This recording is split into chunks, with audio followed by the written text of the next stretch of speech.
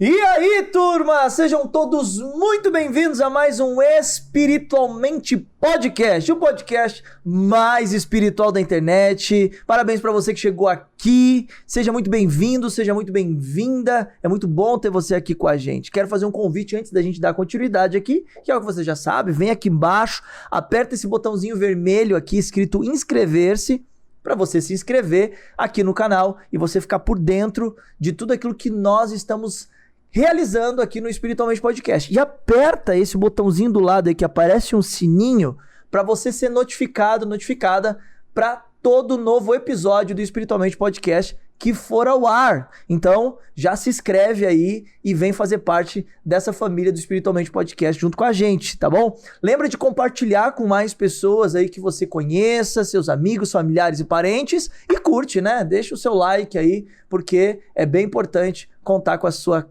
participação e também com a sua cooperação nesse trabalho que precisa tanto se propagar e chegar em mais e mais pessoas, tá certo? Deixa eu apresentar o nosso convidado de hoje. O nome dele é Vanderlei Duarte, casado com a Daniele Duarte, pai de 3 filhos, Nicole, Emanuel e Laura. Ele é pastor e publicitário. Ele tem mais de 970k de seguidores no TikTok, mais de 197k no Instagram, mais de 45k no Kawaii, mais de 18k no Facebook e 8k no YouTube. Ou seja, o homem é influente. Ele não é influente só no reino dos céus, mas aqui na terra também. Seja muito bem-vindo, meu amigo. Um grande prazer. Fala, Douglas. Tudo bem? É um prazer estar aqui no Espiritualmente e muito feliz. Muito feliz porque eu sei que cada pessoa que há de acompanhar esse episódio de hoje será um divisor de águas na vida dela, porque Deus está no controle de tudo e a gente sabe que cada vida que Deus coloca é uma alma que precisa ser alimentada, é uma pessoa que precisa crescer espiritualmente. E fico feliz com o convite, obrigado por ter lembrado da gente. Somos apenas um canal de bênçãos aí para levar o reino para frente. Muito bem, esse é o Vanderlei Duarte, pastor, um grande amigo. Nós pertencemos aí ao mesmo ministério, fomos conectados aí pelo ministério do missionário R.R. Soares, onde nós tivemos a oportunidade de nos conhecer, um grande homem de Deus, usado por Deus de uma forma extraordinária, e a gente vai conhecer um pouquinho da história dele hoje. Fiquei sabendo que ele era amigo do Mussul, lá dos Trapalhões. Pois é. O homem tocava o terror lá no meio do pagode. Pois é. Futebol, e aí agora tá aí sendo usado por Deus, então a gente vai ficar sabendo um pouquinho mais dessa história. Compartilha aí com a turma, porque hoje esse podcast tá imperdível. Vamos lá. Então deixa a gente conhecer um pouquinho mais da sua história, antes da gente saber de toda essa história aí do futebol, do pagode, do Mussum lá, dos Trapalhões. Vamos entender um pouquinho como foi o início, do Vanderlei, antes dele ser esse pastor hoje usado por Deus lá em Sergipe, mas tem toda uma trajetória aí que foi construída, que a gente vai saber hoje. Um grande líder, um pastor e líder aí, que hoje é responsável por muitos pastores, muitas vidas, hoje sobre os seus cuidados, mas não foi sempre assim. Teve um começo, teve um início, e esse início é o que a turma aqui gosta de saber, como tudo começou, Essa intimidade, o por trás, aquele negócio de quando o pastor desce do altar e tira aquela gravata. Vamos ver como é que é no dia a dia, essa história toda. Mas antes de estar lá com a gravata, estar no altar, tem lá o Vanderlei pequenininho que foi crescendo. Fala de onde você veio, a sua história, os seus pais. Conta um pouquinho pra gente. Bom, Douglas, poxa, é muito bom a gente poder trazer um pouco aquilo que Deus fez na nossa vida. Eu costumo explicar que eu não sonhava ser pastor, mas eu entendi o chamado. Na minha família, nós éramos católicos e de religiões de matrizes africanas. Então, durante muitos anos, meu pai, minha mãe, nós vivíamos dentro desse ciclo. E, consecutivamente, nossa família vivia uma realidade muito distinta da que vivemos hoje. Quando a gente fala de pagode, futebol, por que disso? Meu pai era músico e a banda que meu pai fez parte foi uma banda que explodiu. Eram os Demônios da Garoa aqui em São Paulo e os Originais do Samba no Rio de Janeiro. Então meu pai, ele foi um dos fundadores dos Originais do Samba. E o grupo, na época, antes de ser Originais do Samba, talvez tem muita gente que não sabe disso. Originais do Samba, do Mussum, mas não começou assim. Começou os 7 Modernos do Samba. Olha aí. E depois explodiu no Brasil como os Originais do Samba. E o Mussum era uma peça que complementava o grupo. Originais do Samba era fantástico. Eu costumo dizer que as músicas de hoje não se comparam com as músicas do passado. É verdade. Até porque as músicas do passado eram poesias. É verdade. Ó, quer ver uma música dos Originais do Samba? Todo mundo conhece. Do lado direito, na rua direita, olhando as vitrines coloridas, eu a vi. Agora essa aqui, ó. O homem canta, rapaz. Você tá de brincadeira? O homem canta. Essa aqui, ó. Quantas belezas deixadas nos cantos da vida, que ninguém quer e nem mesmo procura encontrar. Agora essa aqui todo mundo conhece, ó. Assassinar o camarão. Assim começou a tragédia no fundo do mar. Então, a banda estourou, explodiu, e meu pai saiu de uma realidade muito simplória, porque ele morava no morro. Meu pai e minha mãe são crias do Morro do Salgueiro. Meu pai era ritmista do Salgueiro e minha mãe passista. Então o samba estava na veia da minha família, e minha mãe desfilava, aquela coisa toda, e meu pai tocando. Então a realidade da minha família era uma realidade envolvida nisso, junto com essa força da religiosidade dentro da nossa casa. E durante muitos anos, na nossa família, foi esse o ambiente que as minhas 2 irmãs foram criadas, e eu posso dizer que peguei uma parte um pouquinho melhor, que eu já não nasci no Rio, nasci em São Paulo com a fama do grupo, então eu já peguei, eu digo, a gordura da família, a parte um pouco mais gordinha da família. E meu pai sempre com a música. Na minha casa viviam vários artistas, meu pai, eu pequeno, me levava pra show, aquela coisa toda. Boa parte da turma pensava que eu ia pro lado da música, mas eu não pendia, apesar de saber tocar. Eu digo que eu toco 2 instrumentos. Um é o pandeiro, o outro é fogo no cão. Boa. 2 instrumentos eu toco. O pandeiro, se botar na minha mão, eu toco também. Repique de mão também toco um pouco. Mas eu sempre fui atraído pelo futebol, cara. O futebol estava ali nas minhas veias. Desde garoto, eu digo que eu tive uma infância muito gostosa, sabe? Não sei você, mas eu fui aquele que fui criado com o pé na terra, no sentido de jogar bola descalço, de jogar bolinha de gude, de soltar pipa, de realmente ter uma infância que a gente chama de raiz. Coisa que essa galera de hoje nem sabe o que é. Não sabe o que é isso. Então eu tive esse tipo de infância. E na rua, a gente já começava a jogar, a turminha falava, poxa, você joga bem. E aí tinha um senhor que morava perto da minha casa, seu Lalito, e ele acompanhava a turma brincando na rua, e ele disse, ó, eu quero levar você pra jogar, eu treino um time, assim, assado. Eu comecei a jogar varziano, campeonato de várzea que era muito forte aqui em São Paulo, e comecei a treinar, comecei a jogar, as coisas começaram a ficar legais, até que com 14 anos eu tive meu primeiro empresário. E esse empresário, ele me viu jogando e me levou para o centro de treinamento dele. E lá eu fiquei quase 3 meses só treinando. A coisa começou a ficar séria nessa época. A gente treinava de manhã cedo, parte física, à tarde ou coletivo ou tático. E isso eu tinha 14 anos. O centro de treinamento já tinha uma estrutura fantástica, alimentação, tinha nutricionista naquela época. Era um negócio muito bem organizado. Você não fazia teste. Os clubes iam lá e viam você treinando e te levavam. Então esse foi o ambiente que eu comecei a me familiarizar. Até que eu saí dali e fui para as categorias de base do Corinthians. Comecei a treinar com a categoria de base. E fiquei por ali uns 2 meses, mais ou menos. E eu costumo explicar assim, o que aconteceu ali. As pessoas me perguntam, e aí, deu certo? Eu digo que eu era inexperiente para toda aquela novidade na minha vida.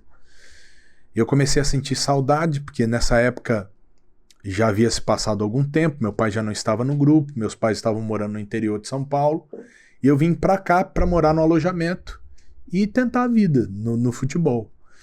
E aí eu comecei a sentir muita falta do meu lar, da minha casa. Comecei a sentir falta dos meus pais. E acabou que eu não rendi o quanto eu deveria render. E aí eu mesmo pedi pra voltar pra casa dos meus pais e realmente tentar alguma outra coisa. Por ser muito novo, pensei comigo, vou estudar. E na época meus pais moravam em São José do Rio Preto. Falei, por ali mesmo nós vamos jogando e vou trabalhar. Na época tinha um projeto como menor aprendiz, que era Arprom. Falei, vou trabalhar e vou tocar a vida. E nesse período foi aonde as coisas começaram a evoluir de uma maneira um pouco grosseira no que diz respeito a conhecer o mundo. Eu meio que comecei a me envolver com amigos, começamos a sair bastante, começamos a realmente ir pra balada muito novo, beber. Eu digo que eu não dei trabalho para os meus pais. Mas também quando eu estava com os meus amigos na rua, a gente bebia, a gente saía, a gente fazia farra. E isso foi se tornando habitual na minha vida. E nesse período, onde houve essa transição da minha família de São Paulo para o interior de São Paulo, Deus começou a cercar. Ele tem as estratégias dele, né? Deus começou a cercar minha mãe, e minha mãe começou a literalmente conhecer Jesus fora do aspecto da religião. Minha mãe começou a conhecer Jesus ali de fato e verdade, como a Bíblia ensina. Uma amiga começou a falar de Jesus para minha mãe começou a entender, e ela começou a ter discernimento entre a religião e aquilo que realmente era ter uma vida espiritual de verdade. E Deus começou a entrar na nossa casa por essa porta. Pois apesar da música e apesar do futebol, nossa casa era uma casa vazia, podemos dizer assim. Eram muitas brigas, meus pais, discórdia, contenda, enfim, era uma situação bem complexa que a gente vivia dentro do lar. Era uma situação onde as brigas eram constantes e a gente não sabia o porquê. Meu pai já tinha saído, meus pais saíram da posição de margem, já estavam vivendo bem e as brigas não saíram de dentro de casa. Todas as obrigações, tudo aquilo que a religião pedia para ser feito, eles faziam, mas ainda havia contenda dentro de casa. Até que amigas da minha mãe começaram a cercá-la com o evangelho. Começaram a falar do amor de Cristo para ela e ela começou a entender de uma forma diferente. Eu costumo explicar que minha mãe, cara, ela foi assim o esteio de casa. No que diz respeito à mudança, minha mãe, ela foi ali a base forte para que isso acontecesse. E aquilo mexia muito comigo, porque já tinha voltado do clube, não deu certo, já estava morando com os meus pais. Minha mãe todo domingo ia na igreja, eu acompanhava, mas não queria me entregar. Cara, eu tinha na minha cabeça que eu ia casar depois dos 30. Eu queria farrear, eu queria realmente viver. Depois dos 30 eu caso e realmente aí eu vou aproveitar enquanto tenho tempo. E ali a vida era essa. Final de semana, balada com os amigos. Durante a semana trabalhava, estudava, mas vivia dissolutamente, cara. Sem um propósito de vida, podemos dizer assim. Tinha um sonho, que era jogar, mas um sonho distante. E ao mesmo tempo eu via minha mãe lutando espiritualmente, pequenas mudanças acontecendo no casamento deles, na família, e eu buscava, de alguma certa forma, ter paz, me relacionar bem com os amigos, mas via que faltava alguma coisa. E isso que faltava realmente era Jesus. Então, minha mãe foi um grande exemplo, e é um grande exemplo de fé até hoje para mim, no que diz respeito a uma fé aguerrida. Para você ter uma ideia, eu me lembro de uma época que eu era garoto, e minha mãe, nesse período de conversão, na igreja que ela fazia parte, lançou uma campanha: Pegue o Fogo em 50 dias. Douglas, eram 50 dias seguidos. Você sabe o clima de São Paulo. Então, tinha vezes meu pai com o carro na garagem e minha mãe, me deixa na igreja. Ele, não, hoje eu não vou deixar. Ela ia de a pé. Eu e ela, uma caminhada mais ou menos de meia hora até a igreja, de chuva, e a gente ia para a igreja e ela não perdeu um dia dessa campanha. 50 dias seguidos. Esse propósito marcou muito a nossa vida porque ela mesma disse que foi um divisor de águas na vida dela. E eu posso dizer para você, Douglas, esse propósito foi um propósito que me marcou mesmo naquele período eu não ainda tendo entregue a minha vida para Jesus. Então esse período foi um período que minha mãe me levava, eu gostava, mas não me entregava. E um outro fator também muito bacana, que vale a pena te falar, tinha um amigo de escola, e esse amigo de escola, ele era um cara diferente. Por quê? A galera toda saía, ia pra festa, balada, tinha aquele negócio de ficar. E aí tinha uma moça na classe que gostava dele. Era apaixonada por ele. A moça chegava a dizer, eu faço qualquer coisa por ele. E a gente brincava, né? Porque ele jogava bola com a gente, tal, no intervalo, na educação física, era do nosso ciclo, mas na hora que a coisa pendia pro lado da bagunça, ele dizia, eu não quero fazer parte. Eu quero realmente eu quero Jesus. E aí ele falava comigo assim, um dia você vai entender. Eu falava, cara, por que você não... A moça tá aí dando bandeja pra você, cara. Por que você não faz nada? Ele disse, não. Um dia Deus vai preparar uma pessoa pra minha vida. Eu prefiro Jesus. E eu não entendia isso. Uhum. Apesar de acompanhar minha mãe, mas eu não me lembro de muita coisa naquela época. Eu me lembro dessa campanha, mas se você me perguntar algum sermão, você lembra? Eu digo não. Mas eu só sei que valeu a pena ela me levar. Às vezes até contrariado. Às vezes eu ia até, eu brinco, que eu era o do cachorro-quente. Que na frente, próxima à igreja, tinha um cachorro-quente. Minha mãe dizia, vamos pra igreja. Eu dizia, não vou. Eu te pago o cachorro-quente. Dizia, então eu vou. Boa. Inteligente a mãe, né? Estratégia boa. E aí, o Israel de um lado, semeando na minha vida. E minha mãe do outro lado, semeando também com o seu testemunho, a forma de lidar com os problemas que ela tinha com meu pai, começaram a mudar. Madrugada eu ouvia as orações dela. Então tudo isso foi formando no meu interior um caráter. Eu costumo dizer que lá no meu ambiente de recalque havia a presença do Espírito de Deus sendo semeado tanto pelo Israel como também pela minha mãe. E vendo isso, eu ainda bebendo, saindo e tal, mas tinha um respeito, ia com a minha mãe. E aí Deus foi trabalhando, cara, de tal forma que o Israel um dia me convidou a ir para a igreja. Ele me convidou e eu aceitei o convite, meio que na obrigação. Eram igrejas diferentes dele e da sua mãe. Minha mãe, eu costumo dizer que até ela se firmar em uma igreja só demorou. Ela era tipo, vou uns meses nessa, e vou uns meses naquela, e vou uns meses Vamos nessa. ver aqui vai dar certo.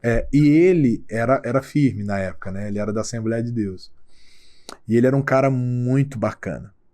E um dia ele foi, talvez ele esteja sabendo isso há pouco, porque faz anos que eu não o vejo. E aí eu me lembro no dia teve uma oração na frente do altar, ele pegou no meu braço e saiu lá, tocava na banda da igreja, saiu do lugar dele, pegou no braço, me levou lá na frente e me levou para a oração meio sem entender, mas são memórias. Sim. Que o Espírito de Deus não me deixou esquecer. E que mesmo assim, naquele momento, eu ainda não tinha me entregado a Jesus, mas Deus já estava, semeando, trabalhando ali dentro, de uma forma que era Ele mesmo moldando o meu interior naquela situação. Então assim foi o começo desse bastidor. Meus pais conhecendo a palavra de Deus, minha mãe puxando a família, meu pai no grupo. Depois que saiu do grupo, ele permaneceu ainda vivendo, teoricamente, da música. Minha mãe orando e eu querendo ir para o lado do futebol, trabalhando e meio dividido. Se ia para um lado de Jesus ou se ia para outro lado.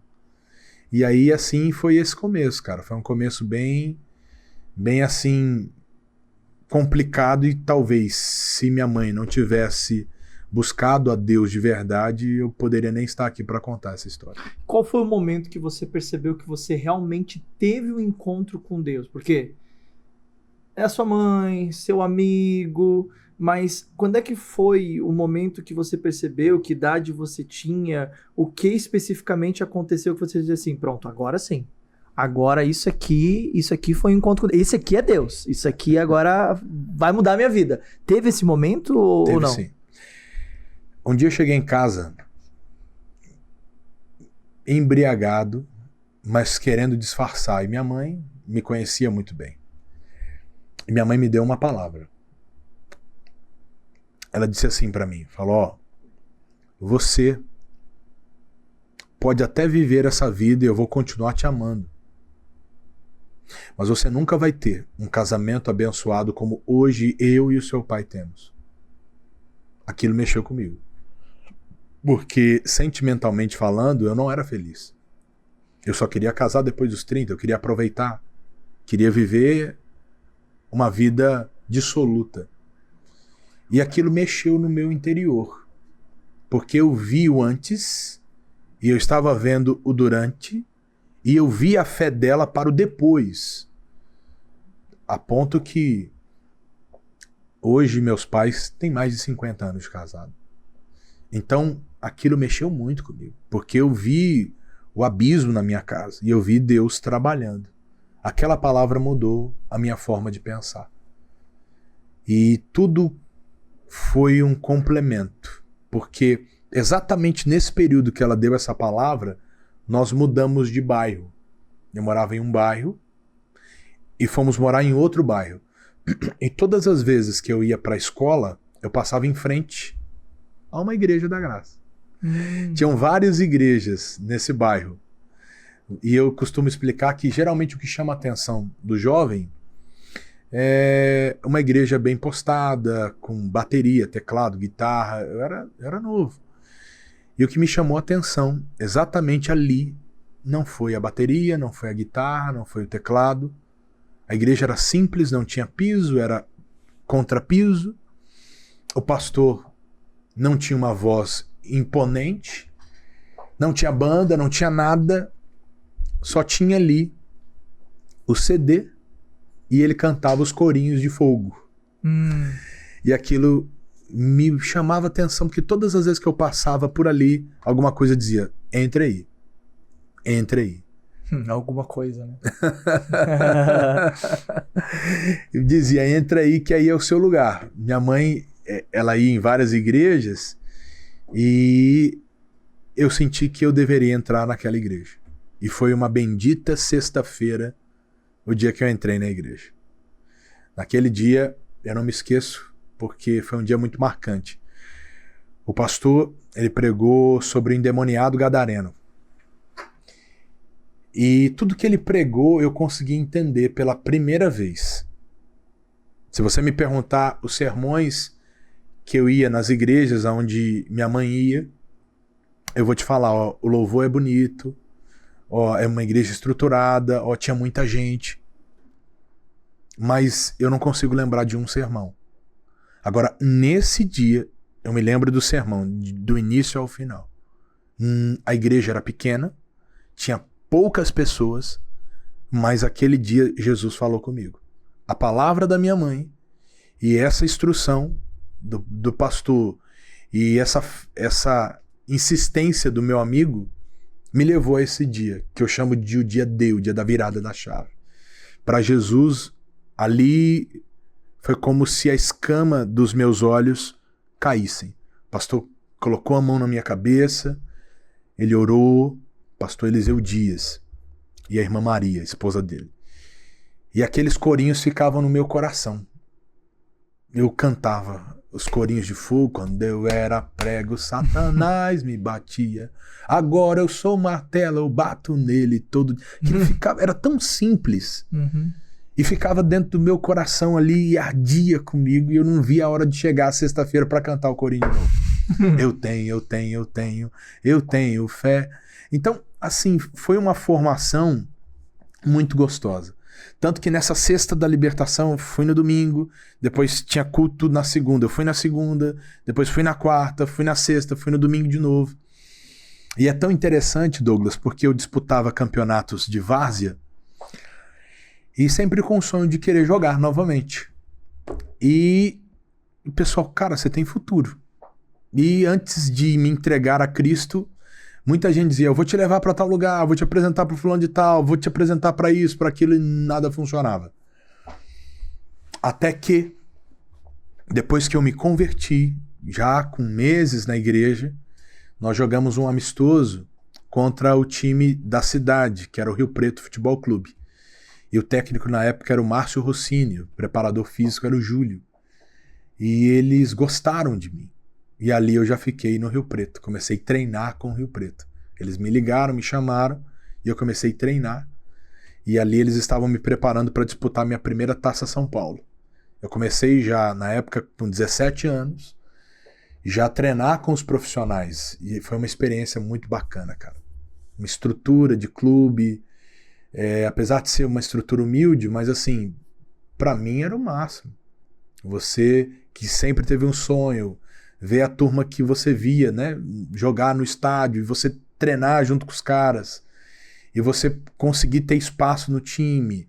Então eu ia descer de categoria para disputar a Taça São Paulo. Então eu estava na fase que a gente diz, eu estava voando. Voando, treinando com profissional, ia treinar numa categoria abaixo, ia deitar e rolar. Mas aí começou, cara. Começou aquela voz que disse um dia, entra aí. Aquela voz começou a falar no meu coração. E o que ela dizia? Ela dizia, sai daí. Muito bom essa voz, hein? Ô, voz!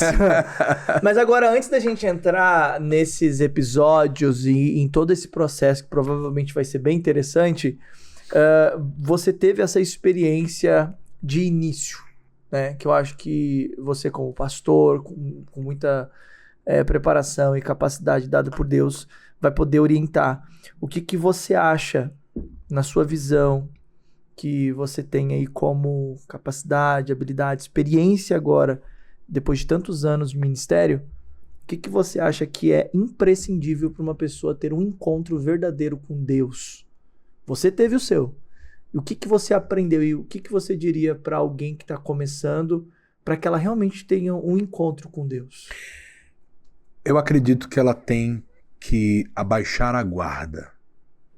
Todos nós temos ideias pré-concebidas. Existem pessoas que elas foram pelo caminho da ciência. E de fato é importante, imprescindível. Como bem disse Daniel, o Senhor, ele conhece o saber e a ciência está com ele. No entanto, essas ideias pré-concebidas afastam de um verdadeiro encontro com Deus. Eu tinha uma ideia pré-concebida. Qual era a minha ideia? Eu vou curtir, eu vou farrear.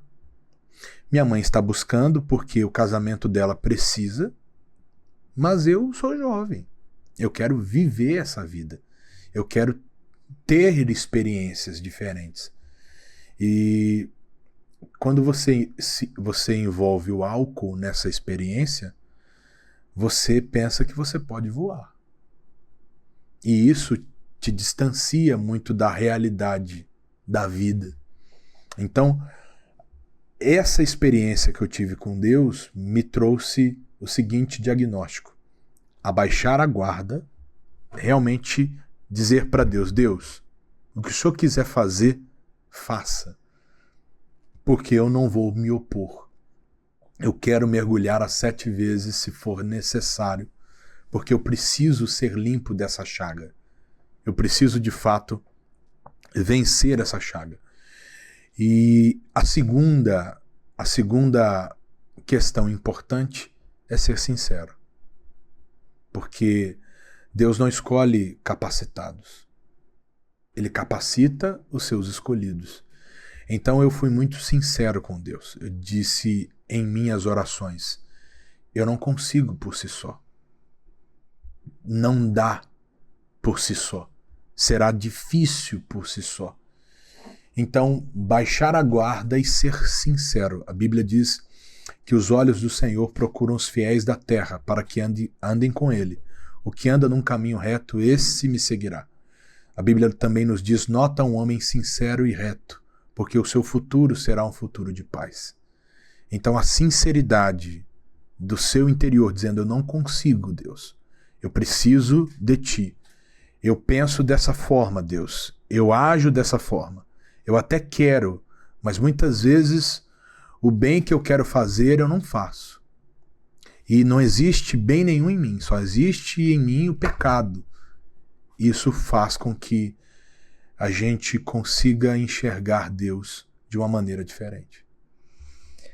Qual foi o pensamento que você teve no momento em que você entrou para a igreja, começou a frequentar a igreja e você agora dentro da igreja, convertido ali no processo de conversão, mas em contato com o mundo lá fora, né? No futebol, tendo todas as oportunidades, porque aparentemente, né? Poxa, agora a coisa tá andando, né? Tô voando. Antes eu não voava e agora Deus me deu asas para voar, né? Então, quer dizer, é de Deus. Como é que você lidou com esse momento para que você conseguisse permanecer na igreja ao mesmo tempo que você estava lá no futebol? Quais foram os desafios que você enfrentou nessa fase ali em que você estava no futebol e você estava na igreja? Quais foram os maiores desafios que você enfrentou? Cara, é muito bacana essa sua pergunta, porque existe um jargão que diz assim, não existe ninguém feio, existe gente sem dinheiro. Ou gente que não é famosa. E aconteceu um fato interessante. Eu fui a um dentista, inclusive uma pastora, ela era dentista e eu fui lá. Nessa época eu já jogava, já treinava com Rio Preto. E foi incrível. Foi a assistente da dentista saber que eu jogava, que só faltou a moça se jogar no meu colo. Uhum. Então, assim, quando você faz algo que outras pessoas acham que isso é importante, e naquela época isso te dá uma certa moral no bairro, né? Então o pessoal, o cara tá treinando no Rio Preto e tal, o cara tá jogando, Então assim, e isso acontecia. E aí as decisões que nós tomamos, elas geram consequências. Eu fui muito bem ensinado pelos pastores. Eu digo que o pastor Eliseu Dias, ele foi um mentor ali para mim. E também eu orava muito para não cair. Não com medo de cair, mas eu orava para me manter de pé. Então, assim, madrugada era um horário que Deus me despertava. 2 horas da manhã eu ia, quando olhava o relógio era 4 horas. E clamor. Orando a Deus, pedindo a Deus discernimento e comia a Bíblia. Assim, eu comecei literalmente a ler muitos livros e comecei a ler muito a Bíblia, que era uma coisa que eu não tinha hábito antes de me converter. Eu era um aluno que eu posso chamar de mediano. Eu era um aluno do C, raspando no B, e de vez em quando com notas vermelhas, mas no jeitinho brasileiro conseguia recuperar. Mas assim, de estudar mesmo, eu comecei a estudar depois que me converti. Aí realmente eu comecei a deixar de empurrar com a barriga, comecei a estudar, e isso mudou assim a minha forma de pensar, e eu agradeço a Deus por ter tido esse encontro com ele, por ter tido essa experiência de ter um pastor que foi pastor mesmo assim na minha vida, de abençoar, de orar, impor a mão na minha cabeça. Eu fui na casa dele. Então eu era amigo do filho dele. Então eu admirava e admiro muito, né? Ele foi o primeiro pastor, ele que me batizou. Então isso era muito importante para mim. E a oração e a leitura da Bíblia foi criando estrutura. Eu costumo explicar. As pessoas dizem assim, fulano de tal caiu porque a carne é fraca. Não. É porque nós não estamos fortes. Porque a carne, ela sempre lutará contra o espírito. Agora, quando você tem estrutura física, você consegue suportar peso. Você consegue levantar no supino um peso razoável, porque você tem estrutura. Então, quando nós nos estruturamos espiritualmente, nós conseguimos suportar mais cargas. E aí eu fui começando a observar essas situações. Poxa, isso aqui é cilada, então eu não quero. Isso aqui não é de Deus para mim, eu não quero. O desejo pelo álcool, ele passou. Eu comecei a entender que aquilo era supérfluo. O ficar, o sair, ou ir para balada, eu comecei a entender que era supérfluo. Tanto, Douglas, que em algumas vezes eu pensava, eu queria sair com amigos. Até a gente chegou a sair no shopping, ir para um lugar, mas eu via que não era a mesma coisa. Aí eu precisei realmente de um tempo isolado, assim. Eu vejo como Paulo. Paulo, depois que literalmente ele cai do cavalo, ele passa 3 anos na Arábia, separado, e depois volta e se apresenta a Pedro. Então eu precisei realmente me separar assim mesmo, sabe? Me afastar e ter um tempo com Deus ali, face a face com ele, e ali na igreja, direto. Tanto que até uma galera diz, pô, tá virando fanático. Uhum. E aí nesse meio você descobre meio que, eu chamo de o 007 da fé. Aqueles que são aqueles ocultos. Tinha amigos que diziam, pô, eu também sou crente, cara, eu também sou cristão, mas eu não vejo nenhum mal nisso aqui.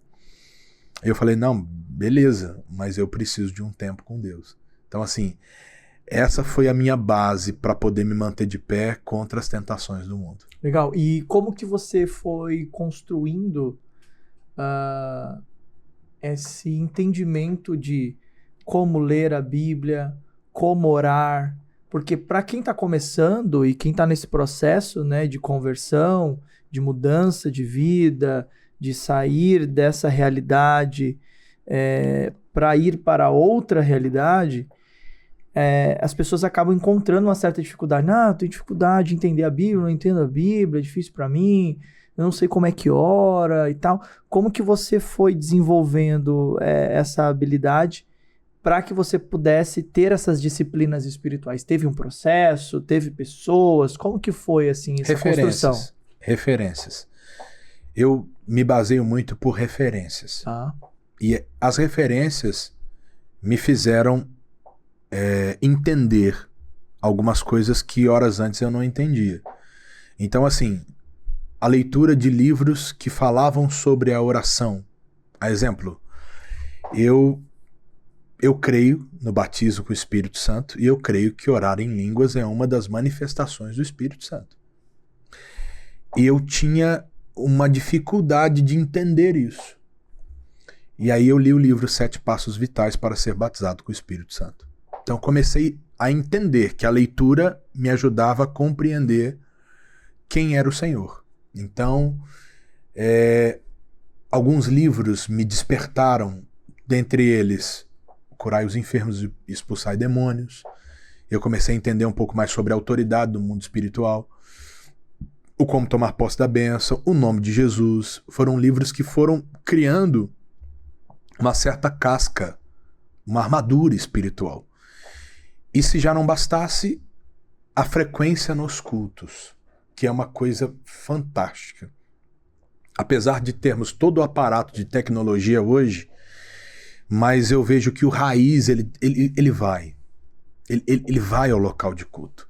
E isso, me abdicar de algumas coisas e ir ao culto, estar em comunhão com os irmãos, conhecer outros jovens que estavam na igreja e que estavam vencendo espiritualmente, isso fez com que realmente eu fosse me tornando mais forte. Então, se podemos orientar ou aconselhar quem precisa se firmar, leitura da Bíblia, essencial. Eu comia, Douglas, 10 capítulos por dia, assim. Mas você tinha uma ordem que você lia ou você lia Novo aleatoriamente? Testamento. Como é que você seguia esse... O pastor orientou, comece pelo Novo, porque eu comecei a ter sede. Eu falei, eu quero aprender isso aqui, eu quero entender quem é Jesus. Porque tem gente que não sabe nem por onde começar, né? Então, por que ele morreu na cruz? E eu via minha mãe lendo a Bíblia, mãe lia mais Salmos, Provérbios, mas eu queria conhecer Jesus, eu queria saber de Pedro, eu queria saber de Paulo, eu queria saber por que ele morreu na cruz, qual é o sentido disso, eu queria entender daquilo que Paulo viveu. Então eu queria entender um pouco sobre para onde iríamos. Então eu comecei a ler o Novo Testamento, os Evangelhos, e depois dos Evangelhos eu fui lendo aquilo que Paulo realizou, e depois fui para os livros apologéticos, e em seguida fui para o Antigo Testamento. Então, minha primeira leitura de Bíblia, eu li a Bíblia toda em 10 meses. 10 meses eu devorei a Bíblia. Eu tenho essa Bíblia até hoje em casa. Olha que bacana. Ela toda marcada como memorial. Eu marcava versículo por versículo, texto por texto. E eu ia vendo Deus falar comigo, mesmo ainda treinando e tendo essa rotina, eu parava num período entre o intervalo de um treino e outro, e eu ia lendo, ia marcando a Bíblia. Eu ia realmente riscando ali, criando memórias com Deus, sabe? Uhum. Eu acredito muito que essa disciplina, ela te dá uma estrutura boa para aquilo que vem na frente, sabe? Uhum. Porque não é só a capa, é o que você tem dentro. As pessoas que convivem com você podem até falar, poxa, o fulano é inteligente, é uma pessoa intelectual, mas que convive em pouco tempo. Mas quem convive mesmo com você sabe quem você é de verdade. Uhum. Então, assim, isso me ajudou bastante a me aprofundar e a entender quem era Jesus e o propósito que ele me escolheu a fazer na Terra. Você tem uma dimensão hoje de quantos livros em média você já leu e quantas vezes você leu a Bíblia, ou você nem já perdeu as contas? Douglas, eu acredito que eu já li mais de 60 livros por aí, dentro desse aspecto. Alguns livros eu já li 2, 3 vezes. A Bíblia eu já devo ter lido, aí eu perdi as contas. Mas assim, o que eu guardei dessas leituras que eu fiz? Eu guardei o seguinte: bom, hoje, a cada dia que eu leio, a palavra se renova. Então hoje eu já não estou nesse período fazendo uma leitura cronológica, mas eu estou nesse período realmente lendo e observando. Nessa fase agora, Deus colocou no meu coração um outro propósito. Eu tenho um monte de sermões impressos no computador, eu escrevo muito. Então estou fazendo uma releitura de todos os meus sermões. E estou colocando eles em dia para repregar os sermões. Boa, eu já fiz isso também. E como a gente olha e diz assim, eu falei isso? Como que eu posso ter falado isso? Né? A gente olha e diz, não tem como eu ter falado um negócio desse. Mas é bom porque a gente vai conseguindo ter esse auto-feedback, a gente vai vendo o quanto a gente precisa melhorar, renovar, né? Conforme Romanos 12 diz, pra gente renovar a nossa mente. Agora, deixa eu te perguntar uma coisa. Vamos lá. Nesse processo em que você teve que, você mesmo falou, né? Eu tive que começar a escolher me afastar. Como que foi essas decisões que você foi tomando de se afastar das pessoas e você ter uma jornada um pouco mais solitária? Como foi para você lidar com as perdas de, enfim, amigos, pessoas, de lugares que você... Como que você lidou com essa perda nesse processo da sua conversão?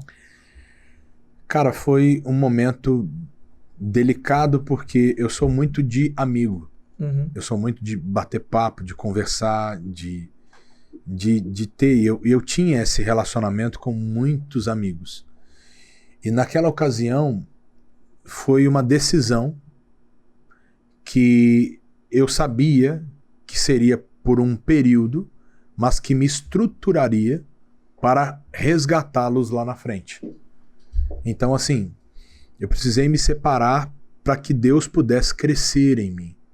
Então, foi uma decisão delicada, mas foi uma decisão útil. Eu me lembro que eu fiz uma pequena reunião de amigos e nós estávamos numa lanchonete. Eu falei, hoje eu pago por minha conta, comam o que vocês quiserem. O pessoal deu risada. Você pagando, não sei o quê. Eu falei, menos bebida alcoólica, mas podem pegar. E aí essa decisão, eu disse, ó, eu não bebo mais, estou andando com Cristo e Deus está trabalhando na minha vida e vocês vão ver que Deus vai me usar. Então foi uma pequena reunião de despedida ali, mas valeu a pena. Valeu a pena porque houve uma mudança no meu interior que me fez entender o plano de Deus para minha vida. E isso foi muito importante para mim naquele momento. Uhum. Aí, essa voz que surge lá atrás e diz assim, nossa, alguma coisa me diz para eu entrar aqui nessa igreja. Aí essa alguma coisa, que a gente não faz nem ideia do que seja, mandou você entrar na igreja. Aí de repente você tá lá nos treinamentos, tá voando, numa fase maravilhosa e já tem aquela expectativa de agora vai, tô famoso, né? O pessoal aqui tá acreditando, ninguém acreditava, agora tá acreditando, de repente essa alguma coisa que você não sabe o que é, aparece de novo e diz o que e como que isso desenrola. Cara, é muito gostoso a gente compreender hoje o que era difícil de compreender no passado. Era o meu maior sonho, Douglas, jogar futebol. Eu tinha isso comigo. E eu queria isso, e eu fui pra igreja, as coisas começaram a fluir, e a gente pensa, bom, agora vai. Não estou mais em pecado, não estou mais vivendo aquela vida, agora estou com Deus, está dando certo, vou disputar a Taça São Paulo. E aí, nesse período, as coisas começaram a se aprofundar mais. Porque eu já estava ajudando na igreja, eu já era obreiro, eu já cuidava de jovens. Então, assim, eu já tinha mais proximidade com os pastores. Nessa época já não era mais o pastor Eliseu, era a pastora Márcia, mas eu já tinha contato com a pastora, que era do bairro, já conhecia o líder regional, então eu já tinha mais afinidade com a obra. E aí, cara, foi o divisor de águas, porque nesse período o técnico saiu, foi para um outro clube, ele perguntou até se eu queria ir, eu não quis, e aí teve o meu segundo empresário. Esse segundo empresário disse, eu vou te levar para um clube de São Paulo, você vai jogar lá, já tá palavrado, tudo certinho, você vai disputar a Taça São Paulo lá e você vai arrebentar.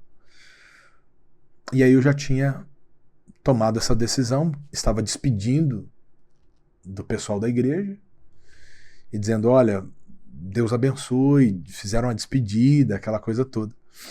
Só que aí o grupo de louvor, nessa época já tinha louvor na igreja, eles estavam ensaiando uma música que eles iam tocar no domingo da frente. E aquilo falou muito ao meu coração. Larga tudo e faça a minha obra. Largue tudo e faça a minha obra. Eu fui para casa. Não consegui dormir. De domingo para segunda. Segunda para terça não dormi direito. Meu pai, o que está acontecendo? Você vai viajar e tal. De terça para quarta, pela manhã, eu tomei minha decisão. Eu disse pro meu pai, eu não vou mais. Eu vou realmente me lançar na obra. E eu vou morar na igreja. Foi uma decisão. Na época, meu pai não entendeu. Minha mãe, por me amar, entendeu. E aquilo mexeu muito comigo. Porque meu pai não entendeu e eu fui morar na igreja e ele contrariado. Ele falou, então tá bom, então você vai morar na igreja. Ele contrariado, e aquilo mexeu muito no meu coração. Eu achava que ia ser difícil, porque ele me deu, eu costumo dizer que ele lançou uma palavra que disse assim: você vai para a igreja, vão pisar em você, vão humilhar você e depois você vai voltar e eu não vou te deixar vir para minha casa. E aquilo ficou muito forte no meu interior. E eu fui. E aí Deus foi trabalhando, cara. Foi trabalhando, as coisas foram fluindo, as coisas foram acontecendo. Eu ia em casa visitá-lo e meu pai, aquela cara fechada, semblante fechado, e eu morando na igreja, aquela coisa de obreiro, de novato, juvenil mesmo, morando lá dentro, se virando nos 30 e crendo na promessa de Deus, Douglas, que amanhã seria melhor do que hoje. Então, assim, essa decisão foi tomada por direção de Deus. Eu costumo explicar que eu ouvi Deus falando comigo. Larga tudo, porque até aqui eu deixei você viver os teus sonhos. Daqui pra cá, você vai viver os meus. Ali foi a virada de chave. E aí, você recebeu o convite para ir morar na igreja? Ou essa foi uma decisão sua de dizer, olha, eu quero isso? Como que foi esse processo? Porque muitas vezes o que acontece nesse momento é que existe uma influência do homem, existe uma influência de Deus e existe aquela influência nossa, né? Então, quando você percebeu que dentre essas vontades era a vontade de Deus, não era a sua vontade, não era a vontade do pastor, mas não era a vontade do seu pai, da sua mãe, mas era a sua vontade. Você conseguiu entender isso? E como foi esse processo de entendimento para você tomar essa decisão? Porque é difícil, né, de tomar. E ainda eu com 18 anos. Então, jovem, né? Vamos lá. A vontade do meu pai não era. Eu tinha certeza disso. Os pastores, tanto meu primeiro pastor como essa segunda pastora, eles diziam, você tem um chamado. Mas eu negava isso. Eu dizia, bacana, mas eu vou jogar. Uhum. Eu quero jogar. Eu quero viver essa experiência. E aí, como é que você entende que é de Deus? Porque eu não pensava isso. Eu não tinha no meu coração em falar, você vai ser um pastor, eu vou ser um pastor amanhã. Pode ser que hoje, a galera de hoje veja o status de um pastor e diga, eu quero ser pastor. Mas você sabe que alguns anos atrás não era assim.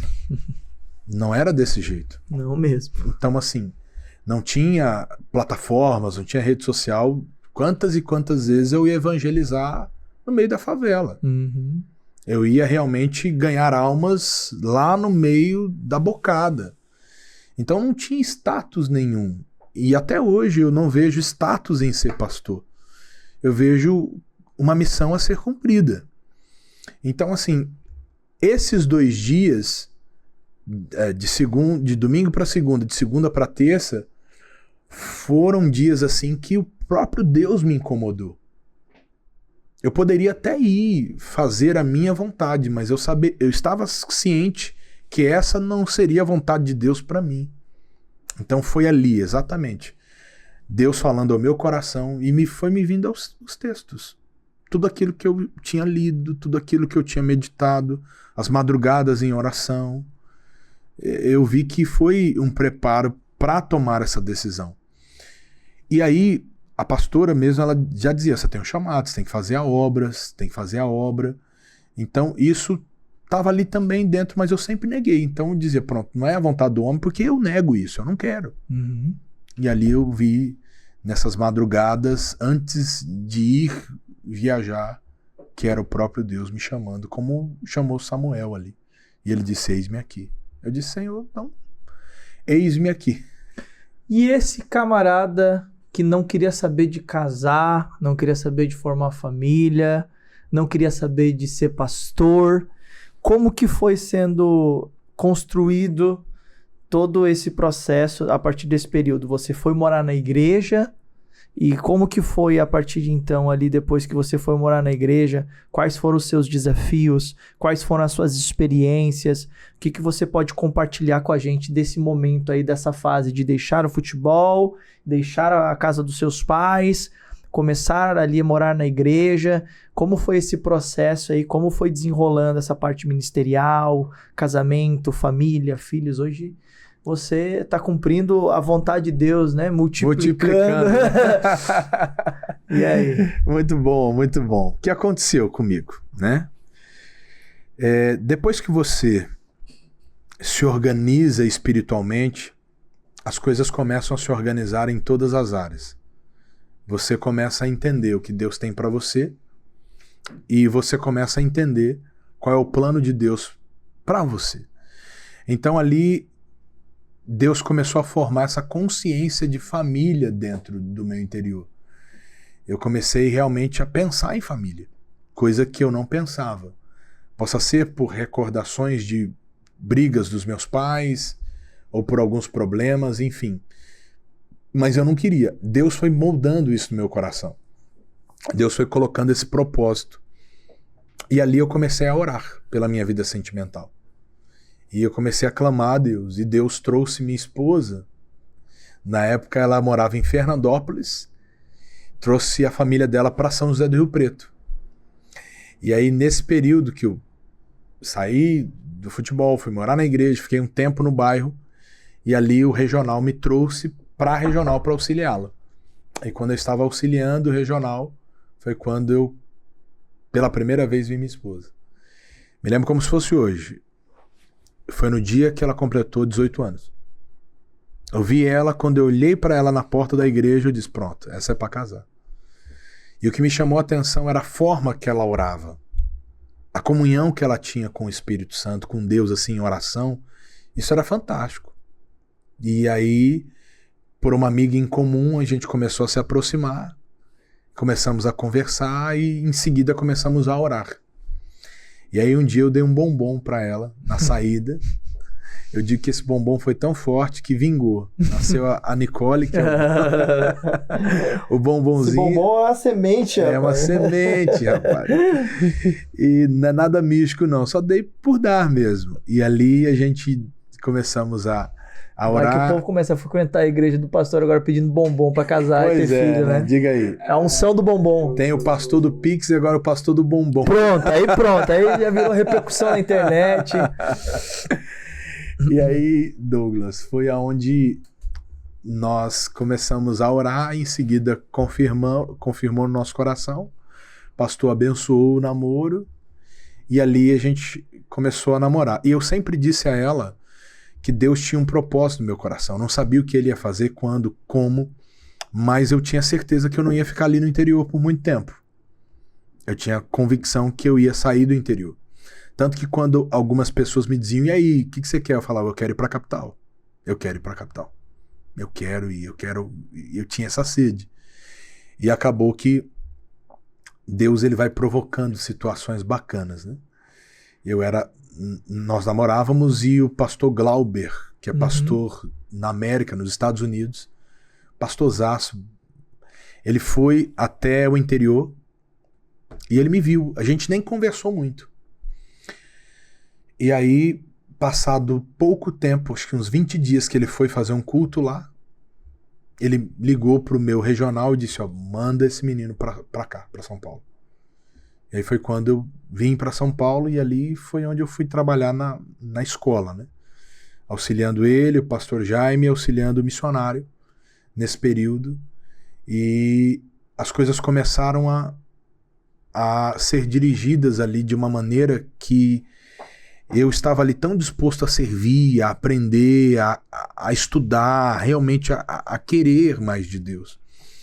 Então, assim, e esse período foi um período de muito aprendizado, porque ali é uma máquina, é uma fábrica de elaboração de pregadores. E muitas vezes você está ali tão engajado, tão envolvido, isso me ajudava muito. Me ajudava muito a entender, a crescer, a estar próximo. E isso foi moldando o meu interior para o que viria posteriormente, né? eu sempre digo, eu estava disposto a servir, mas eu não sabia aonde eles iriam me colocar para pregar, o que seria, por onde seria, o que viria. Mas eu estava ali, orando, lendo a Bíblia, me preparando para que Deus pudesse me usar de alguma certa forma. E, consecutivamente, eu queria também constituir uma família, eu queria casar. E foi interessante porque a primeira igreja que eu assumi em São Paulo foi a Tenda, onde está tendo a construção da nossa sede. E assim que eu assumi a igreja, eu fui e dizia, agora posso casar, pastor?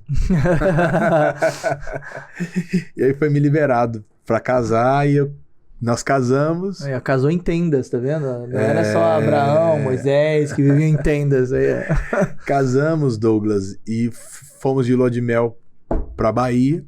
Quando voltamos, ali o missionário pastor Jaime, eles nos deram o primeiro estado a dirigir.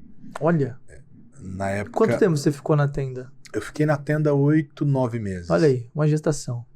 Mas foi um trabalho muito intenso, porque lá nós começamos a fazer o congresso, que é uma das reuniões de empresários muito importante que fazemos lá em Aracaju.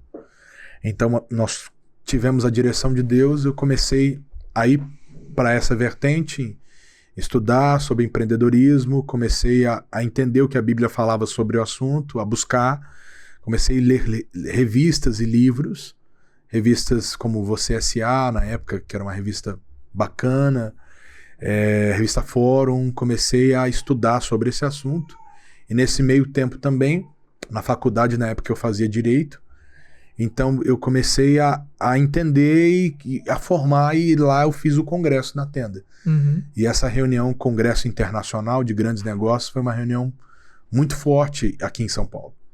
Nós fazíamos, e era uma reunião que vinha muita gente, e começou a ser uma reunião bem gostosa, assim, de se fazer, de se realizar. E hoje ela é uma reunião muito forte lá em Aracaju também. E eu acredito que é um chamado. Uhum. É um chamado de Deus para lidar com essa área de empresários. Então, nesse intervalo da Tenda para Natal, foi um intervalo que Deus foi me amadurecendo. Foi um desafio muito grande. Eu tinha na casa dos 20 e poucos anos, quando eu assumi o primeiro estado, e comecei a liderar pastores, que também é um desafio.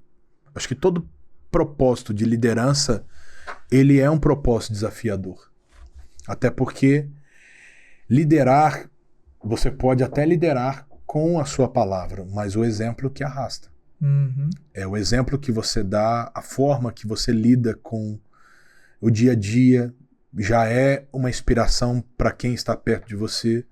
Os compromissos que você assume, a maneira de tratar, você começa a entender isso. E eu, muito novo, os olhares desconfiados de alguns pastores, até mesmo da igreja. Eu me lembro quando eu assumi, uma senhora comentando com outra, ela não percebeu que eu estava passando perto. Ela disse, esse pastor é uma benção, mas ele tem idade para ser meu neto. E era verdade mesmo. Uhum. Mas assim como Deus escolheu Davi das malhadas, eu acredito que ele me escolheu. Ele me chamou. Então, são muitos os chamados, mas poucos aqueles que são escolhidos. E aí vem a parte da disciplina, do preparo. Tudo aquilo que em pouco tempo eu havia consumido. Leitura da Bíblia, oração de madrugada, leitura de livros. Serviu como base para Deus apontar no coração dos meus líderes que daria para confiar num garoto. E eu também louvo a Deus pela confiança que o missionário e o pastor Jaime tiveram em mim naquele momento. Porque eles tinham 1000 nomes para poder colocar para dirigir um estado. E assim eles disseram, vamos mandar o garoto. Uhum. Então assim, e quando eu assumi, eu senti o peso, a responsabilidade de cuidar de um estado, você poder entender o que a igreja quer que você faça ali naquele local, o que Deus quer que você faça. Não colocar os pés pelas mãos. saber realmente se comunicar na TV, no rádio, que é uma das dificuldades que às vezes até alguns pastores até hoje têm, de se comunicar. Então, ali eu vi Deus, sabe, trabalhando em tudo isso. O processo de formação de novos pregadores, pois formar pastor não é uma tarefa fácil. Então, assim, eu agradeço a Deus por ter trabalhado com alguns, e tem pastores queridos que eu tive a oportunidade de pegar, falar, vem cá, deixa eu te ajudar, vou te lançar por aqui, e que hoje é regional. Então, assim, são coisas que, mesmo muito novo, de idade, a maturidade, a leitura, a disciplina, o viver com Deus, fez com que eu conseguisse entender algumas coisas que, se eu não tivesse pago o preço anteriormente, eu não teria entendido. Vou fazer uma pergunta para o senhor. O senhor falou que na época do congresso, o senhor estudou muito sobre empreendedorismo e tal. O quanto desse estudo de empreendedorismo capacitou o senhor e preparou o senhor para a liderança? Porque eu acredito que o empreendedorismo tem muito a ver com liderança. Fato. O quanto que isso ajudou o senhor e ajuda o senhor? Pra quem tá ouvindo aí, gente, não é uma voz do além, tá? É do diretor aí, tá? Muito boa pergunta. Eu costumo explicar que pastor, 50% unção, 50% gestão. Eu entendo assim. Boa. Certo? A unção te capacita e é gostoso você ver fluir, mas a gestão, ela te faz desenvolver em outras áreas. A gestão, porque um pastor não lida só com o público da igreja. O pastor, ele tem relacionamento. Se eu vou a uma padaria, eu gero relacionamento.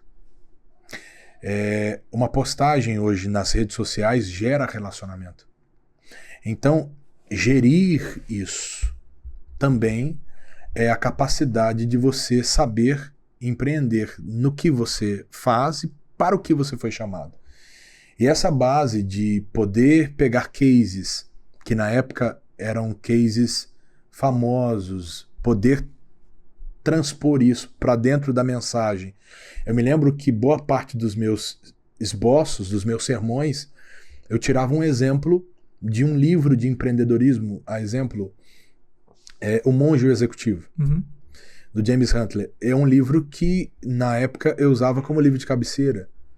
Então, outro livro que me ajudou muito a desenvolver e organizar não só a minha fonte de renda, mas também a desenvolver e formar um sermão voltado nesse princípio. É um livro do Gustavo Cerbasi, que ele fala como ele conseguiu adquirir o primeiro milhão.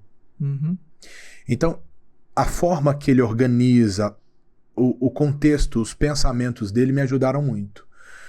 Outros livros que não estão nessa prateleira do empreendedorismo, mas são livros espirituais e que também falam de empreendedorismo, o livro do missionário, As Bênçãos que Enriquecem. Esse livro me ajudou muito dentro da formação de um pensamento para montar o congresso. Outro livro do Dr. T.L. Osborne, O Melhor da Vida. Esse livro, eu comi esse livro. Livro do Kenneth Hagin. Pronto, Igor, você acabou você terminou aí com as nossas dicas de livros lá da comunidade. Vai, não, tô brincando, vai, continua. O Toque de Midas, que foi também um livro muito bacana do Kenneth Hagin, que ele conta a história do rei Midas e em seguida ele explora e explana dentro disso. Então foram livros que formaram. E hoje a gente realiza o congresso tanto com essa veia, mas com sermões expositivos que falam sobre Esther, a exemplo. Nós montamos uma série de mensagens sobre Esther, do pó ao trono. Então, essa série de mensagens, geralmente no congresso nós trabalhamos com séries de mensagens. E são sermões expositivos, mas que geralmente a gente tem um exemplo que a gente tira do mundo empreendedor e lança dentro do sermão. Então, particularmente, é assim que a gente faz o congresso. Maravilhoso. Agora, uma das coisas importantes aqui que a gente precisa apontar é... Você acabou entrando num processo de liderança ainda bem jovem, estando, inclusive, há pouco tempo casado, tudo muito recente. E a gente sabe que hoje, a gente vê aí fora, né? Muita gente falando sobre liderança, sobre sucesso, sobre riqueza, sobre conquistas e realizações. Só que uma coisa importante é as pessoas entenderem. Nenhum sucesso fora de casa justifica um fracasso dentro de casa. Como você conseguiu atrelar a responsabilidade de ser um líder ministerial, liderando pastores, liderando equipes, liderando pessoas e, acima de tudo, não deixar de liderar a sua família, sua casa, conseguir conciliar a liderança da sua casa com a liderança ministerial na igreja? Os meus pais, eles possuem mais de 50 anos de casado. São 54 anos de casado. Então eu vi essa referência, eu vi o lar deles destruído e vi o lar deles reconstruído. Então isso é muito forte para mim, para minha vivência. E eu tinha esse propósito no meu coração. Lembra daquela palavra que minha mãe me disse? Você nunca vai ter um casamento abençoado como hoje eu e seu pai temos. Então aquilo mexeu comigo e aquilo formou um propósito no meu coração. Agora, equilibrar o dia a dia, a exemplo, hoje tenho a igreja que eu pastoreio, tenho o estado que eu cuido dos pastores, de obreiros, as redes sociais que tomaram uma proporção muito grande de uns tempos para cá. Então isso exige uma rotina. Então existem algumas atividades que eu não deixo de fazer. Dentre elas, buscar os meus filhos e levar os meus filhos na escola. Isso para mim é imprescindível. Apesar do dia corrido, eu abro mão e vou buscá-los e vou levá-los na escola.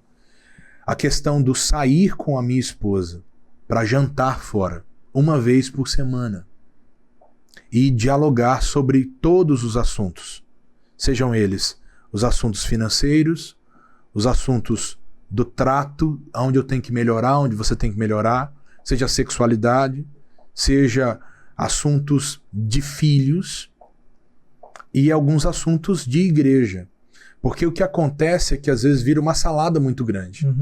Então você pega assuntos daqui e coloca aqui e acaba misturando isso. Então, assim, casa é casa, igreja é igreja, e internet é internet. Então, assim, e tudo isso fica melhor quando você começa a dividir o seu tempo de uma maneira que você consiga lidar com isso. E há um detalhe, não tem como ser perfeito em tudo. Isso é uma falsa ilusão. Não tem como ser perfeito. Não adianta. Existe um momento que você vai falar, poxa, eu estou faltando aqui. Preciso melhorar ali. Preciso desenvolver ali. E aí você busca em Deus e em oração. E algumas coisas você tem que subtrair. Para que você não sofra e diga, cara, eu vou passar mal. Então, tem momentos, um exemplo, que nós temos os dias de folga e eu não abro mão de tirá-los. Eu não abro mão. Eu pego a minha esposa, filhos e família e falo, vamos passear. Esse é o momento. E isso também vai muito da equipe que você forma. Então eu não lidero sozinho. Então eu tenho pastores que trabalham comigo. Tem a pastora Luciana, tem o pastor Everton, pastor Alisson, pastor Andrade, pastor Ribeiro. São pastores que são esteio junto comigo para dirigir hoje o Estado. Então tem Thalia, que cuida da minha agenda, cuida da parte de secretaria. Então a Leila, que também cuida da parte de burocrática, de papéis. Então, assim, existe uma equipe que nos ajuda e existem pastoras que ajudam a minha esposa a cuidar também do ministério de pastoras, ministério de mulheres. Então, isso nos ajuda. Então, dentro daquilo que me é cobrado, a gente procura trabalhar e levantar gente que possa fazer, que possa estar junto, que possa colaborar. Na parte de internet, o Léo cuida para mim, então ele me ajuda a organizar postagens, horários de postagens, a gente pensa legenda, a equipe que já trabalha junto com a gente já consegue nos ajudar a expandir nessa área, e é onde a gente consegue ver realmente Deus usá-los, e também a gente consegue ver fluir ainda mais. Porque se o pastor for tentar fazer tudo sozinho, ele fica louco. E ele acaba perdendo o principal, o melhor da vida. Uhum. Você já teve algum momento na sua trajetória em que você se percebeu numa condição como essa, onde você percebeu que estava em excesso, suas emoções não estavam bem, sua performance não estava bem? Teve algum momento de desafio na sua trajetória, ou você não teve nenhum momento como esse impactante? Assim? Eu sei que são vários, né? Mas aquele momento impactante que houve uma superação, assim, e o que você fez para conseguir lidar com isso? Porque eu acredito que muitas pessoas passam por isso. Eu, particularmente, passei por isso, um burnout. Né? Então, um excesso de trabalho, um nível de ansiedade muito grande, onde eu consegui encontrar recursos por meio do autoconhecimento e da espiritualidade, onde eu atrelei ali o saber lidar com as minhas emoções e entender o agir de Deus na minha vida. Então, teve algum momento em que você teve algo impactante na sua vida que você pode compartilhar com a gente nessa trajetória de liderança, de processos na igreja? Liderar, eu digo que é uma arte. E muitas vezes, na liderança, você está mais exposto do que o liderado. Fato. E quando você se expõe muito, você é alvo de crítica. Só ele sabe. Será que Deus só fala com ele? Não, mas eu não gosto disso, não gosto daquilo. Ainda mais quando você é líder e tem a inspiração ou a missão de mudar pessoas de lugar. Então, assim, e isso muitas vezes chega até nós líderes. E eu já passei por momentos difíceis, assim, de ser alvo de crítica, de ser alvo de eu não gostei do que foi feito, e de discussão. Já teve camarada que bateu na minha mesa e disse: quem é você? Então, são momentos que a gente é forte na hora, mas ali no secreto a gente vê que realmente, poxa, que situação que me deixou triste. Uma outra, ou situações como pessoas que você confiou e que de repente, daqui a pouco a pessoa vira as costas. E aí você diz: poxa, realmente ensinamos, mostramos, lidamos. Tem gente que você tem até mais paciência do que você tem com outras pessoas. Você é até mais paciente. E a pessoa vai vir as costas. Então esses momentos são momentos que, se você não estiver preparado emocionalmente, espiritualmente, abala. No início isso me abalava. Eu ficava triste, minha esposa é testemunha disso. Ela: poxa, cara, eu fiz de tudo por aquele cara. Nossa, a gente ajudou e realmente fizemos por onde. E o camarada vai e vira as costas, ainda sai falando mal. Então, assim, é delicado, porque o voo da águia é solitário. Você está lá em cima. Só que aí vem a parte de você olhar para Cristo. E aí você entende que dos 12, um o traiu, o outro o negou, e tudo que ele pregava, ele resmungava. Então, se Cristo, que escolheu a dedo, também passou por isso, quanto mais nós aqui na Terra. Mas foram momentos assim de meio que decepção.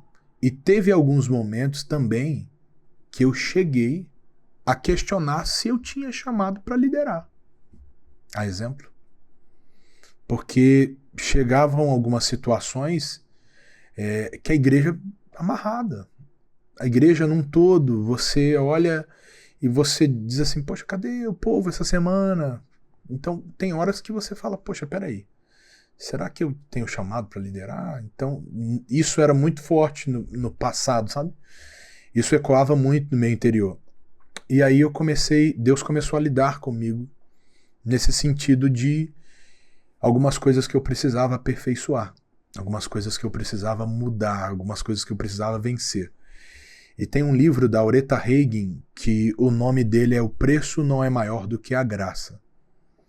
Esse livro, sempre quando eu vejo que o chamado ele vai batendo no coração, assim, essa questão do chamado, eu vou e leio esse livro. Esse livro, ele me ajuda muito a entender o preço que a gente paga. E o preço não é maior do que a graça. Então, assim, não tem como, Douglas. É impossível você passar por essa terra e agradar todo mundo.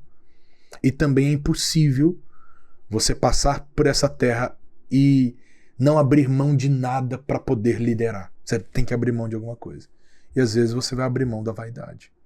E essa vaidade de querer ser, sabe, as pessoas todos falarem bem de você, eu abri mão disso. Tá feliz comigo? Legal. Não tá feliz? Deus te abençoe. Vou continuar liderando da mesma forma. Mudei o camarada pra cá. Querido, eu orei, senti de Deus, tu vai pra cá e fazer um trabalho. Ah, eu não gostei. Por que não? Ah, você é isso. Legal. Vamos sentar aqui, vamos abrir a Bíblia. Qual é o problema? Então isso eu vejo que tem coisas que não é falta de espiritualidade, é falta de maturidade. Eu era novo demais. Eu não tinha a experiência que hoje eu tenho, com quase 40 anos. Então assim, comecei com 21, 22 liderando. Então assim, esses anos pra cá foi me amadurecendo. Uma outra coisa que pesava muito, né, a opinião dos meus líderes, apesar de respeitá-los muito. Mas às vezes, quando meu líder me dava uma bronca, eu ficava chateado. Poxa e tal. E isso, ao longo do tempo, eu fui vendo que fira-me o justo. E será como um óleo precioso sobre a minha cabeça.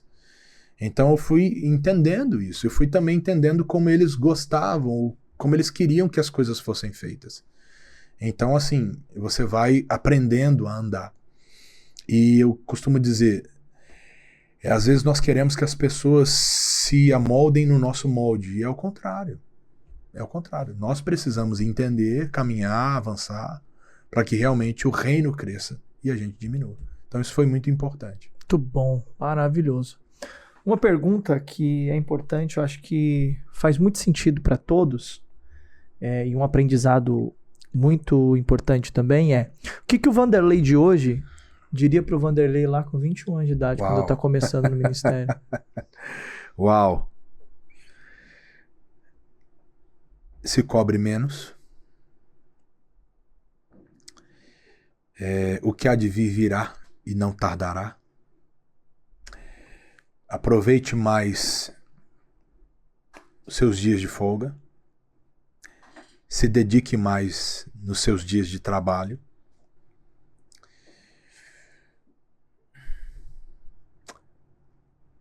Maturidade é uma questão de tempo. E uma das coisas que eu acho que o Vanderlei de hoje diria para o Vanderlei do passado vai nessa sua força e livra Israel das mãos dos midianitas. Muito bom. Aí, tá vendo, Vanderlei de 21 anos? Olha quanta coisa boa você aprendeu aqui, tá vendo? Se você pudesse prever o futuro, hein, Vanderlei? Muito bem, pessoal. Tá vendo só como eu falei que ia valer a pena esse Espiritualmente Podcast hoje? Mas ainda não acabou, hein? Não adianta você achar que acabou, que não acabou ainda. A gente tá chegando na reta final. Pastor, antes da gente encerrar, tem uma pergunta que a gente faz, que é uma pergunta muito bacana também, que normalmente ela é algo muito profundo e vem do coração, vem da alma. Qual é a mensagem que o Vanderlei gostaria de deixar para o mundo hoje, nesse momento? Se hoje fosse seu último dia de vida e você pudesse deixar uma mensagem para o mundo inteiro, qual seria a mensagem que você deixaria olhando para aquela câmera lá? Bom, eu acredito que a mensagem mais forte que um ser humano pode deixar aqui na Terra é o exemplo de vida, e eu quero que esteja escrito na minha lápide, não os meus fracassos e as minhas frustrações, mas aí jaz alguém que cumpriu o propósito de Deus na terra. Eu guardo muito uma pregação do pastor Jaime, que ele declarou que no funeral do Kenneth Hagin, o filho dele disse que uma das coisas que chamou a atenção do filho na vida que ele conviveu com o pai é que o pai não falava mal de ninguém. Pelo menos ele não conseguiu ouvir isso da boca dele. Então a mensagem profunda que existe é: cumpra o propósito de Deus na tua vida e pare de ligar para a opinião dos outros. A Bíblia nos orienta a olharmos firmemente para Jesus, o autor e consumador da nossa fé. Então vá lá, cumpra o propósito. Para o pai de Davi, 1 Samuel 17, ele apenas era um carregador de marmita. Para o irmão de Davi, o irmão mais velho, ele era apenas um pastor de poucas ovelhas. Mas para Deus ele já era rei de Israel. Então, cumpra teu propósito. Vá lá e faça o que Deus mandou você fazer. E pode ter certeza que o que ele tem preparado para a tua vida, ninguém vai lhe tirar. E no final, até aqueles que duvidavam da sua capacidade. E no final, até aqueles que questionavam até os seus métodos. E no final, até aqueles que lhe criticavam, terão que manejar a cabeça e falar: realmente, esse aí combateu o bom combate, acabou a carreira e guardou a fé. Que Deus te abençoe. É isso, meus amigos. Estamos aí na nossa reta final do nosso Espiritualmente Podcast de hoje, com o nosso querido pastor, que está aqui hoje sendo instrumento de Deus, seu lá de Sergipe, né, para vir aqui. Terra boa, viu? Pastor Vanderlei. Já conhece Sergipe? Opa, ainda não. É mas... convidado. Opa, é convidado. Não convida que eu sou meio abusado. Não, eu já lhe convidei em off e te convido aqui a ir lá pregar com a gente, viver essa experiência gostosa de estar... Estamos de casa nova. Olha, eu vi lá. Estamos de casa nova. Linda, linda. E uma linda igreja, um grande desafio, que a gente saiu de uma igreja teoricamente pequena para uma igreja gigante. Mas o Deus que nós servimos, ele é grande. E nós estamos felizes por tudo aquilo que ele tem feito. Está aqui o convite para conhecer Sergipe. Nordeste é o melhor lugar do Brasil. Oi, eu que diga, eu conheço lá, coisa boa. Terra mana leite e mel, mana cuscuz. Manda... Não sei nem falar tapioca. Cuscuz direito, né? Cuscuz. O povo me ouve falar desse jeito e diz: esse aí é cuscuz. É cuscuz, Tapioca. O café da manhã do nordestino, que é isso, meus ele é um almoço, né? Nossa. Principalmente do cara do interior, assim. Eu, quando a gente vai fazer campanha no interior, sem brincadeira nenhuma, é uma mesa gigante e você tem que comer de tudo, senão é desfeito. E assim, eu sou paulista de sangue, mas nordestino de coração. Já são 16 anos cuidando de vidas nesse local. Porque foi Natal e agora... 11 anos em Natal e vamos para 6 anos já Sergipe. Então são 16 anos ao todo. E assim, tem sido muito gostoso assim, esse período de estar um pouco longe da capital aqui de São Paulo, mas o amor, o afeto, a necessidade, o trato tem sido muito gostoso lá no interior, lá no Nordeste. Os 3 filhos são nordestinos, então assim, tanto eu quanto minha esposa, nós gostamos muito do Nordeste e gostamos muito de estar lá, mas a gente também sempre diz isso, não é uma idolatria ao Nordeste. O nosso coração ele é aberto para o que Deus tem. Sim. Mas assim, enquanto Deus tem nos deixado lá, tem sido um momento bom. E a gente louva a Deus por isso. Glória a Deus. Eu sou gaúcho, né? Eu vim pra São Paulo e casei com uma nordestina. Olha que coisa boa, né? E aí, meu negócio era tomar chimarrão, agora não tomo mais chimarrão, agora eu como cuscuz, né? Então, que coisa, hein? A gente vai passando por uns aprendizados aí, né? Maravilhoso. E, assim, como você disse, né? O povo nordestino é um povo muito alegre, né? Não tem tempo ruim para eles, né? Muito acolhedor. É maravilhoso. Se você observar, a base que ajudou a construir São Paulo se fez de nordestinos. Fato, hoje São Paulo assim, Se você observar, eu costumo brincar que eu moro onde você quer passar férias. Não é assim? É isso aí. Então, assim, eu moro onde você tá em férias, então, né? Exatamente. É isso que você tá querendo me dizer. Você tá em férias permanente. Em férias, trabalhando, né? Muito Mas, assim, bom. é gostoso você passar e aonde eu moro, a gente, particularmente, morei bom tempo perto da praia. Então, era uma terapia. Você descia, olhava o mar e muito gostoso. Então, assim, eu aproveito esses momentos que a gente tem para realmente, quando estou de folga mesmo. E pego, a gente vai pé na areia, brinca, porque se eu perder essa fase com os meus filhos, eu perdi muita coisa. Tem que criar memórias e é tempo de qualidade, né? Então é estar presente de fato. Isso é muito importante. Muito bem, vocês gostaram do Espiritualmente Podcast de hoje? Eu adorei poder receber meu grande amigo aqui. A gente já tinha conversado algumas vezes, já tínhamos feito lives juntos, né? Já não é boas de hoje. Lives, precisamos fazer novas. Precisamos. E agora tive a oportunidade de recebê-lo aqui em breve, com certeza. Aceito o convite, vou estar lá, se Deus quiser e assim permitir. Quero estar lá junto com vocês também. E é isso, pessoal. Estamos encerrando por aqui. Agora, lá dentro da nossa comunidade, você vai ter o pastor Vanderlei compartilhando, dando dica de livros, mais livros ele vai estar indicando lá. Mas eu quero já deixar aqui, tá? Que consciente todo mundo de que ele vai deixar os 2 livros mais importantes da vida dele, que foram cruciais no ministério dele, para tornar ele quem ele se tornou hoje, esse líder, esse pai, esse grande homem de Deus. Então ele vai estar compartilhando lá dentro da comunidade, dando a dica de livro para você. Você sabe, a comunidade é gratuita, então é só você clicar no link que está aqui na descrição, se você está acompanhando pelo celular. Se você está acompanhando pelo televisor, é só apontar o seu QR Code, o seu celular aí para o QR Code, e você já cai lá dentro da comunidade, e aí você vem fazer parte da comunidade mais espiritual da internet, que mais cresce. A comunidade é gratuita, e lá você vai estar acompanhando todos os nossos especialistas, convidados, que estão lá compartilhando dica de livros, conteúdos que são exclusivos para quem está lá dentro da comunidade, tá bom? Se você ainda não se inscreveu, aperta aqui nesse botãozinho vermelho, se inscreva, do ladinho vai aparecer um sininho, clica no sininho para ser notificado para toda nova estreia de todos os novos convidados que nós vamos ter daqui para frente.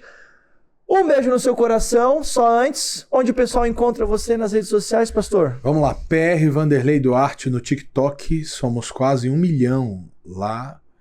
E 1 milhão de pessoas recebendo de Deus. Tanto PR Vanderlei Duarte, como se escreve com V e com I, TikTok, YouTube, Quai, Facebook e Instagram. Estamos em todas essas redes, compartilhando no YouTube lives diárias 6 e às 18.